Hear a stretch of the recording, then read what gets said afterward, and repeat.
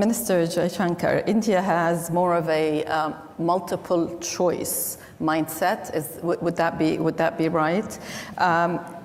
From non-alignment to, I think you may have called it, or somebody else called it, all alignment. So you can pick and choose alliances, but you can also pick and choose topics. On Russia, for example, you still buy Russian oil. Is that okay with your counterpart from the US? Everything is, your relationship is fine, you can do whatever you want, whenever you want? Okay. First of all, I mean, you're sitting next to each other. No. So. First of all, delighted to be here, and I couldn't find a better set of people to be with on the stage. So thank you for whoever put us all together. Your question, do we have multiple options? Answer is yes. Is that a problem? Why should it be a problem? If I'm smart enough to have multiple options, you should be admiring me. You shouldn't be criticizing. Now, is that a problem for other people? I don't think so. I don't think so, certainly in this case and in that case, because look, we try to explain what are the different pulls and pressures which countries have. And it's very hard to have a unidimensional relationship. Now, again, different countries and different relationships have different histories. If I were to look, say, between the US and Germany, it is rooted, there's an alliance nature to it. There's a certain history on which that relationship is grounded. In our case, it's very different. So I don't want you to even inadvertently give the impression that we are purely and unsentimentally transactional. We are not. We get along with people, we believe in things, we share things, we agree on some things, but there are times when when you're located in different places, have different levels of development, different experiences, all of that gets into it. So life is complicated, life is differentiated, and I think it's very important today not to reduce the entire complexity of our world into very sweeping propositions. Yeah. I think that era is today behind us. Yeah. So I agree very much with what Tony said, which is good partners provide choices.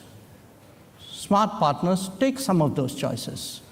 But sometimes there will be choices on which you say, well, I think I'll pass up on that one. It's a very good point, which brings me to the BRICS and the rise of middle powers, because that is one of the shifts that we see today. To what extent do you think that is a challenge to the West, or maybe that can be sort of the bridge, especially in a world where we will see continued competition between the US and China? And I'm going to ask Minister Jaishankar first, but I'd love for both of you to comment as well. I thought maybe the BRICS one, you wanted the US. After you, Jai, please. Look, again, I think it's important to go back to how it began. The BRICS started in an era where Western dominance was very strong.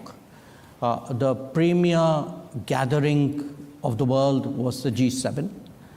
And you had a number of significant powers in the world who felt that, well, they were not part of the G7, but maybe they also brought value to the table by sitting and discussing with others. So in a sense, you had a collection of these countries. It was originally 4. South Africa joined later. If you look at it, it's a very interesting group because it's geographically as disparate as it can be. Yet it is bound by the fact that these discussions we've had over a decade and a half have been very useful for all of us. Now, like any product, you test it in the market at some point. We tested it last year and asked people, so how many of you want to join BRICS? And we got almost 30 countries who were willing to join BRICS. So clearly, if 30 countries saw value in it, there must be something good we've done. So I think it's important today to make a distinction between being non-West and anti-West. I would certainly characterize India as a country which is non-West, but which has an extremely strong relationship with Western countries, getting better by the day. Not everybody else necessarily in that grouping might qualify for that description, but the contribution the BRICS has made, if one looks at the G7 and how it evolved into the G20, I think in a way, those additional 13 members who came into its bigger grouping, 5 of them are BRICS members. The fact that there was another group which was meeting regularly and discussing and debating, I think certainly was an input into the expansion of the G7 into the G20. So I think we did a service to the world.